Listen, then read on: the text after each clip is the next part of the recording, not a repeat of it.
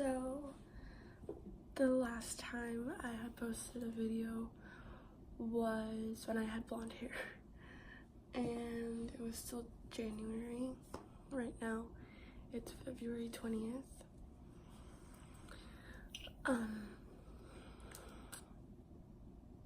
So I don't even know where to start because so much has happened, like a lot, and it's been very life-changing and altering. Not only pink hair, but what I'm about to explain. So it was February 2nd, and I did not have pink hair. I was still blonde, and it was just a bad day. Like, my parents were fighting and whatnot, and my dog in the morning, the little white one, he was coughing a lot, like as if he had a hairball that just wasn't gonna come out. And he finally stopped. He was okay. And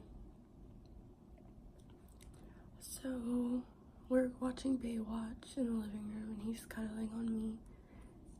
And like, I never knew that was gonna be the last time he cuddled with me.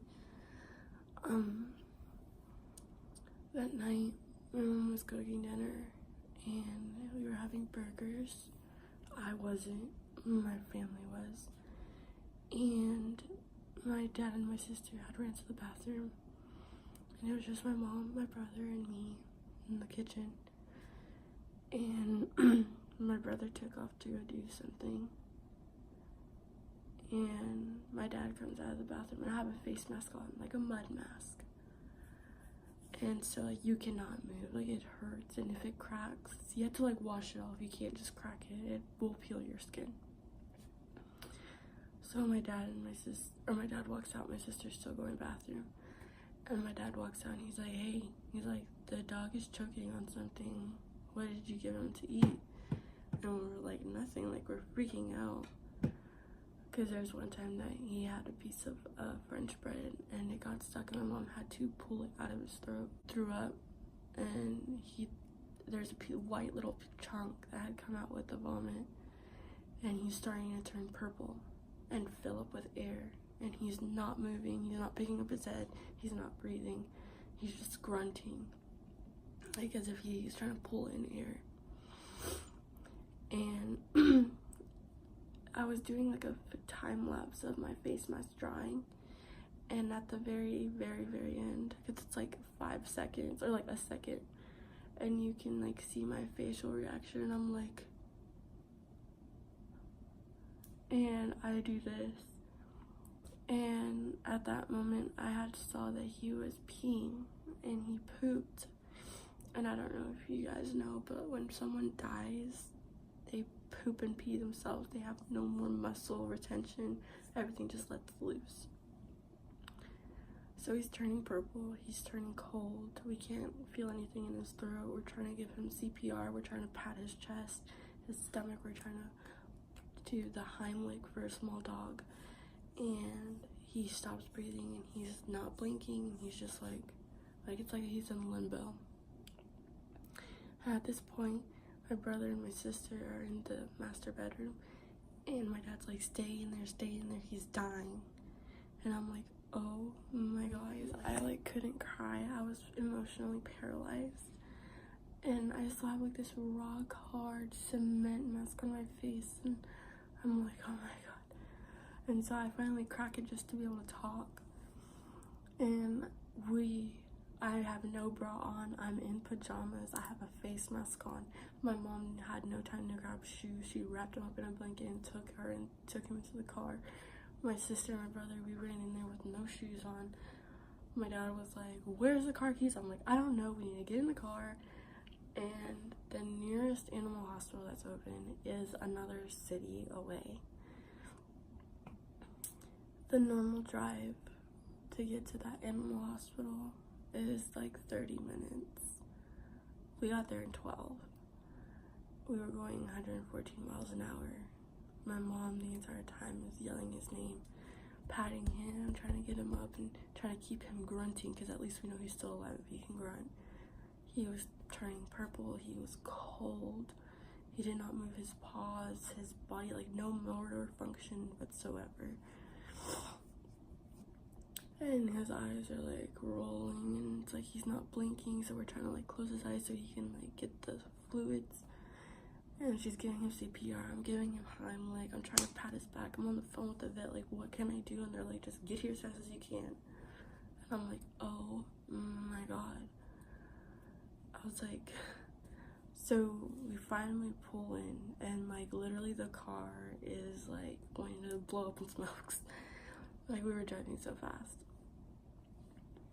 And the entire time, like, I was in the back seat, my mom, my dad's driving, my mom's in the passenger, and I'm like covering the middle section, like, so no one can see, and I'm like trying to like help.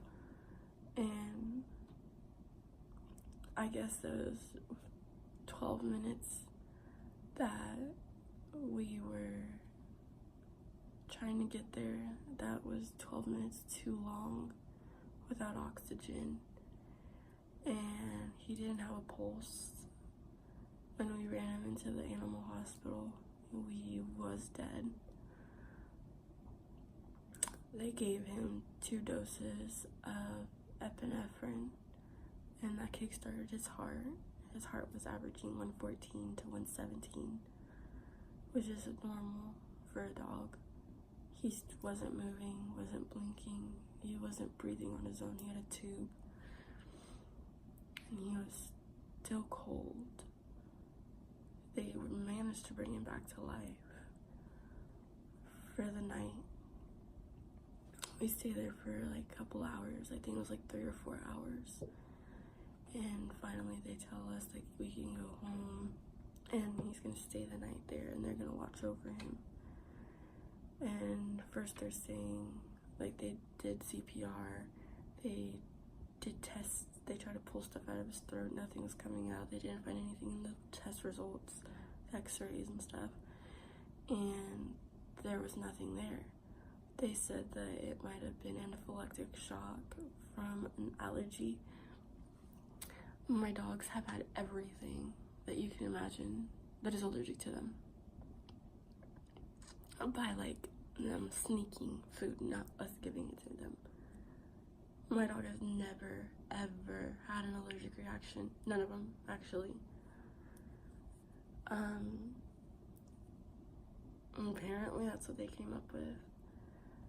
It was pretty shitty because the doctor literally was just standing around for 2 hours waiting for us to figure out like what we're gonna do. Instead of trying to help and start something, she was just like, I can't do anything until you pay. I'm like, oh my God. So we ended up paying over $1,000, and we go home.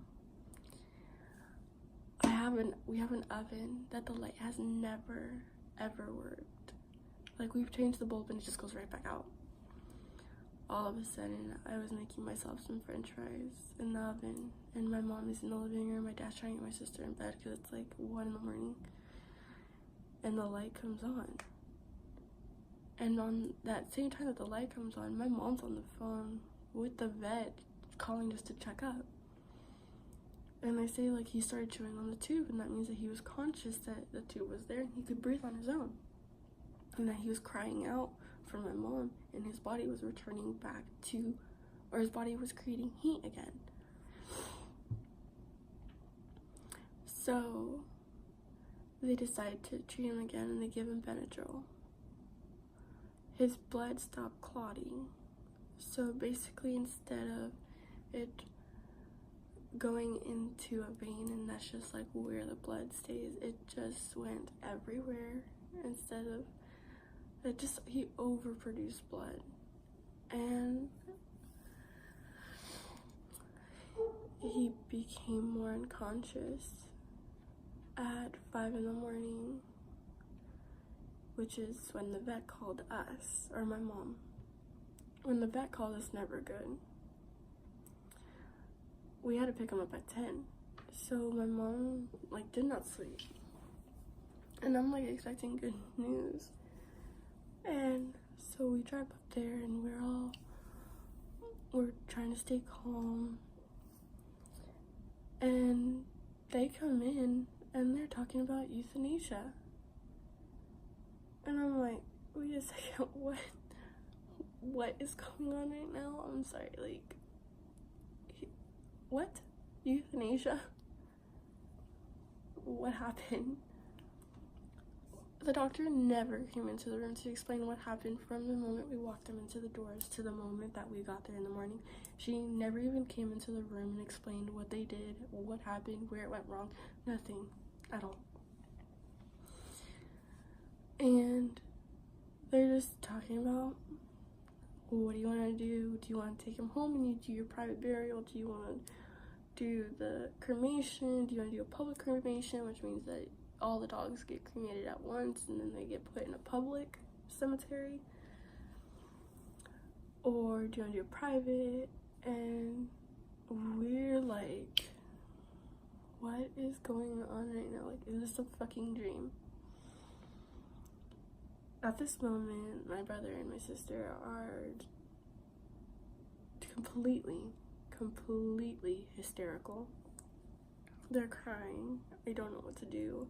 I'm trying to keep myself together so I don't break down, and then they break down more. I need to be strong for them. So they just lose it, and we finally do the private cremation. So that way, in case we move, we can take him with us.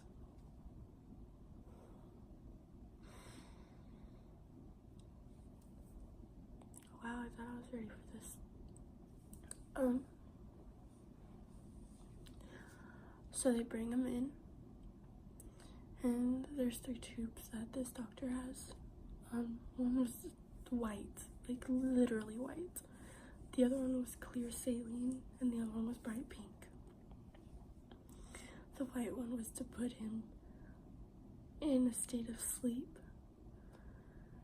The white one was saline to push it down, and the pink one was the heart stopper.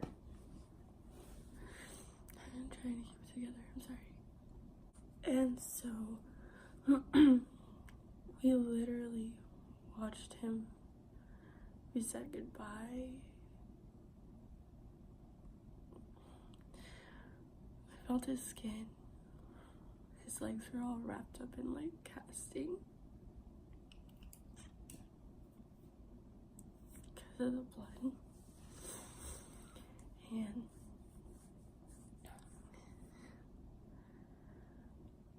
we said goodbye, drove home. He passed away at 10:28 a.m. February 3rd. I can't explain how this dog changed my life. That dog literally made me and my mom be more talkative, more giddy. We made so many little cute names for him. When I was upset, she would say all his names and it would make me laugh. Like, we literally created so many alter egos for this dog. He was one of a kind. Literally this big. And he would take on my German Shepherd.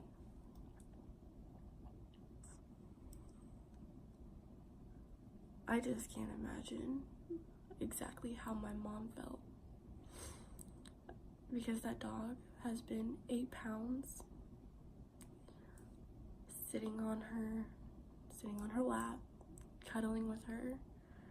He literally cuddled with her every single night.